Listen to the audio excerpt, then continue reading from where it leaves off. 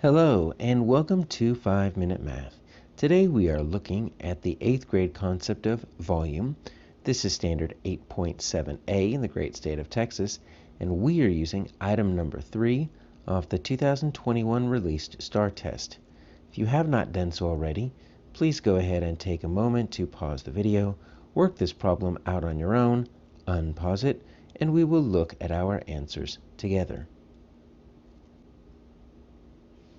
So we've got a bowling ball here shaped like a sphere. So let me just draw a circle here, kind of represent this. And it's kind of hard to draw a sphere, but we're just going to kind of put a few curved lines, one dashed, one solid. That's as close to a 3D representation of a sphere we can get on a two-dimensional page or screen. So the diameter is 21.6 cm. All right, so we'll just kind of draw this to kind of let us know that's what we're dealing with. And then we need to find a measurement closest to the volume. And you notice it looks like we're just rounding to the nearest tenths place. So we're just going to round. It's because we don't want to get exact. All right, so let's see what we have. Volume of a sphere. Let's pull that off our mathematics chart. If you don't have that memorized, that's fine. Always look at that mathematics chart. It's going to be kind of strange. 4/3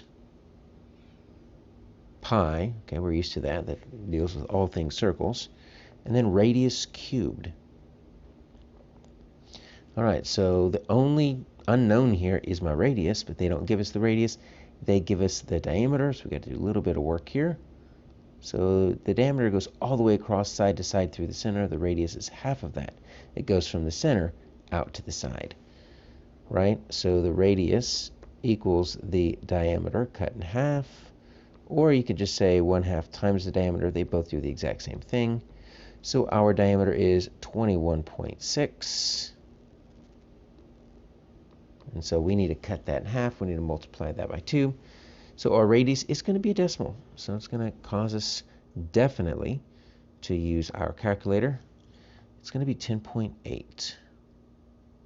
Already going to have to use our calculator for other things, but trying to cube this, because that's what we have to do now.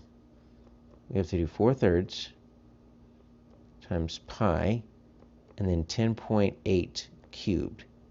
So what that means is 10.8 times 10.8 times 10.8. Does not mean 10.8 times 3. So it's going to get you a really big decimal. All right, so I'm going to rewrite this down here. So I'm going to do 4/3 pi, and then my 10.8 cubed is 1,259.712 thousandths. All right, so if we were to multiply this by pi, right, so I'm going to multiply these two right here. I'll deal with my 4/3 at the end.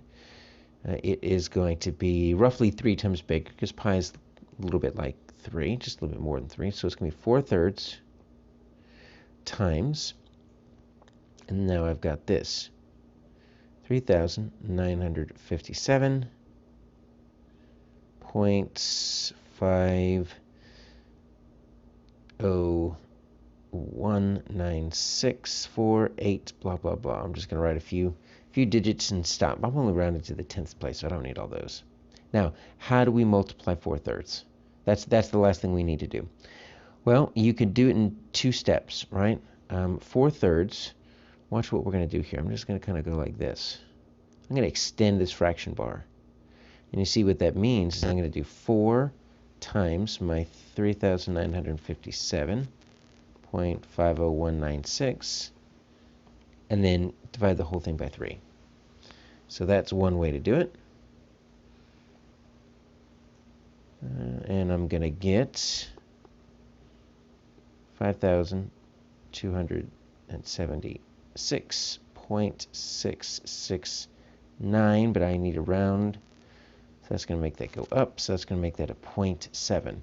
Another way to do that would be to take your 4/3, convert this into a decimal, right? So 4/3, but now it doesn't equal something